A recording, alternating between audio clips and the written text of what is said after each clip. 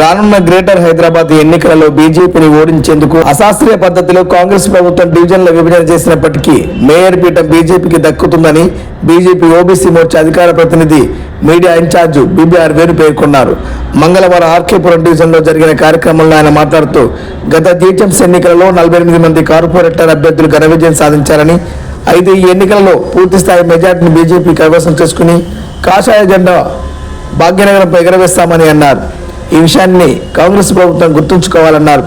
అశాస్త్రీయంగా విభజన చేసి ఎన్నికలలో లబ్ధి పొందాలని చూస్తున్న కాంగ్రెస్ ప్రభుత్వానికి జీహెచ్ఎంసీ ఎన్నికలలో అవమాన భారం తప్పదని అన్నారు.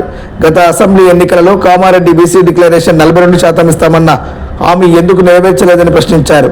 మైనారిటీలకు 12% రిజర్వేషన్ ఇస్తే దాన్ని బీజేపీ పూర్తిగా వ్యతిరేకిస్తుందన్నారు.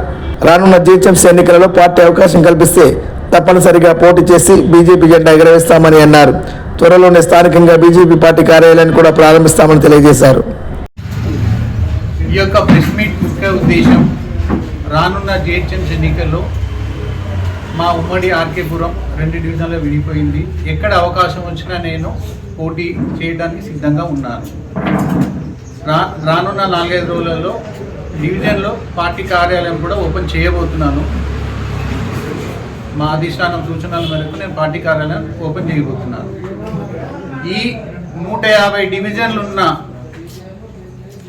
కార్పొరేటర్ ఏదైతే డివిజన్స్ ఉన్నాయో 150 ఉన్న దాన్ని కాస్త 300 చేసినటువంటి కాంగ్రెస్ ప్రభుత్వం ఎంఐఎంతో కుమ్మక్కై రాజకీయాలు చేస్తుంది.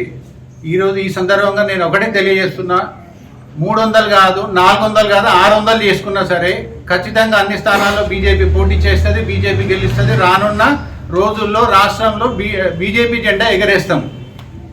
ఇది కాంగ్రెస్ పార్టీకి మేము విసురుతున్న సవాల్.